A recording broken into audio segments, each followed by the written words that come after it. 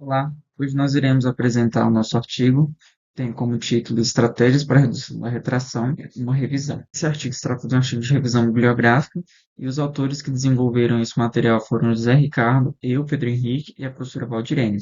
E a nossa instituição é a Universidade de Brasília. Bom, a estrutura de sumário do nosso artigo é introdução, metodologia, resultados, conclusão e referências. Bom, quando a gente vai falar sobre retração, a gente precisa falar sobre o material base, que seria o concreto, que é um material amplamente utilizado, desde pequenas construções até grandes obras de infraestrutura. E que, apesar dessa versatilidade do material, ele apresenta alguns comportamentos complexos, né, aliado ao seu uso. Por exemplo, as variações volumétricas, que a gente conhece, né, pelo nome de retração. Bom, quais são os impactos, né, dessa retração na durabilidade do material? A retração ela leva à formação de diversas fissuras, que comprometem significativamente a durabilidade e a vida útil das estruturas. Isso porque essas fissuras elas facilitam a entrada de agentes agressivos e promovem fenômenos conhecidos dentro do meio da construção, por exemplo, a corrosão de armaduras e diversas outras formas de deterioração precoce. No Brasil, hoje, a gente estima que o custo anual para reparar estruturas com corrosão gira em torno de 290 bilhões de reais, o que a gente caracteriza, né, e evidencia a urgência em mitigar esse tipo de patologia. Bom, a gente precisa entender, né, primeiramente, quais são os tipos de retração que a gente tem dentro do concreto. A gente tem a retração autógena, que seria a mudança de volume em sistemas fechados devido à hidratação de cimento. A própria hidratação do cimento ela promove uma redução no volume total da pasta, né? A gente tem a retração térmica, que ocorre pelo resfriamento do concreto após o processo de hidratação, que o processo de hidratação ele ocorre a liberação de calor e após isso tem o resfriamento do material e a gente tem essa retração aí. Retração plástica, que seria a perda de água por evaporação na superfície do material, e a retração por secagem, que seria a contínua perda de umidade nos poros capilares do concreto ou da argamassa. A, a gente, nesse contexto, a gente busca por diversas soluções e a gente, dentro disso, a gente encaixa o objetivo do estudo. É, Vários métodos são propostos para que a gente consiga minimizar a fissuração, incluindo aditivo e técnicas de cura. Esse estudo que a gente desenvolveu tem como objetivo realizar uma revisão sistemática da literatura para a gente conseguir identificar quais são os agentes mitigadores de retração que a gente tem no ODIER, né? Essa análise visa avaliar a eficácia da redução da retração e o impacto desses agentes na resistência do concreto. Mas a gente também visa, nesse contexto, aliar a eficiência da prática com algumas questões ambientais, né, com a pegada ecológica, buscando uma solução que seja sustentável para a indústria da construção civil. Bom, a metodologia, a gente utilizou a abordagem de revisão sistemática da literatura, né, onde o estudo foi conduzido por meio de um mapeamento sistemático, uma metodologia proposta por Kishman e Charters. Essa abordagem garante uma pesquisa imparcial, né, e reprodutível, abrangente e fundamental para a gente identificar todas as evidências relevantes sobre o tema. A gente fez a coleta dos dados em metabuscadores científicos, né? Sendo eles o Web of Science e Scopus, e para que a gente pudesse refinar a pesquisa, a gente aplicou alguns filtros específicos, restringindo os resultados para a área de engenharia, os artigos em inglês e o formato de artigo completo, né? Não trechos. Os resultados obtidos a partir da revisão estão divididos pelo tipo de retração. Então, o primeiro tipo de retração que a gente vai apresentar é a retração por secagem.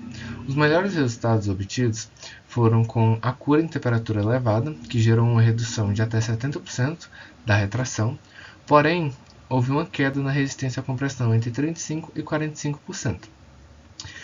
Outro meio de reduzir essa retração é com aditivo à base de propilenoglicóis, que gerou até 40% de redução dessa retração.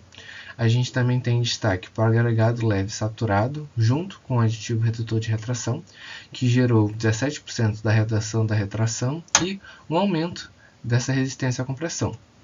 E a gente tem também a combinação do aditivo redutor de retração com as fibras de polipropileno, que geraram a redução de 35,3% da retração. A segunda tipo de retração é a retração autógena, e os melhores resultados obtidos foram a cura em temperatura elevada, que gerou 85% de redução da retração, mas houve perda de resistência. A gente tem também a combinação dos agregados leves com os aditivos redutores de retração, que reduziram 84% da retração e ganhos de até 8% da resistência mecânica.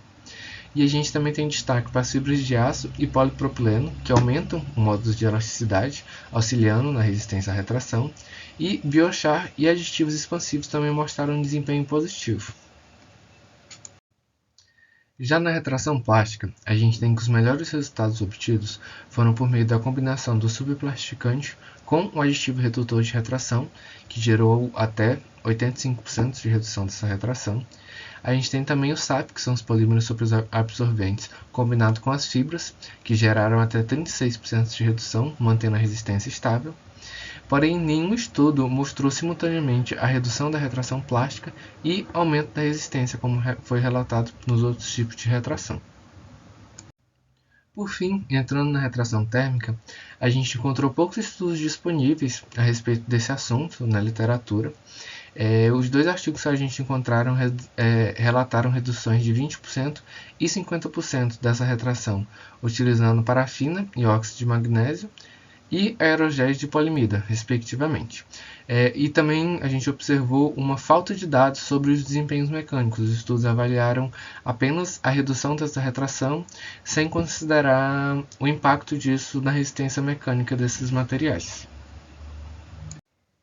Entrando um pouco nessa questão de sustentabilidade e pegada ecológica, foi observado durante a revisão de literatura realizada nessa pesquisa uma tendência de substituição dos produtos químicos utilizados nos aditivos redutores de retração por materiais alternativos, como por exemplo as fibras recicláveis, como as de polipropileno, os materiais porosos naturais, como a pedra pómez, e as microfibras de aço. Esses materiais apresentaram um desempenho positivo com relação à redução dessas retrações, que assim a gente tem a redução da retração associada a uma menor agressividade ambiental. Concluindo essa apresentação, a revisão mostrou diversas alternativas eficazes para mitigar a retração, como os aditivos redutores de retração, os polímeros superabsorventes, as fibras, os materiais porosos, entre outros. A redução da retração foi consistente entre os estudos, porém muitos agentes comprometem a resistência mecânica e alguns conciliaram a mitigação da retração e a manutenção da resistência. Então, a redução da retração foi constante em todos os artigos estudados, porém em grande parte desses artigos houve também uma redução da resistência mecânica. Então, se vê necessário uma forma de reduzir essa retração sem afetar negativamente a resistência ou conseguir ganhos com relação a essa resistência mecânica.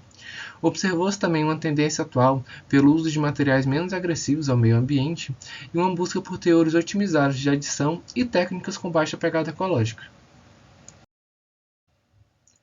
Essas são as referências que a gente utilizou tanto para elaborar o artigo quanto para elaborar essa apresentação.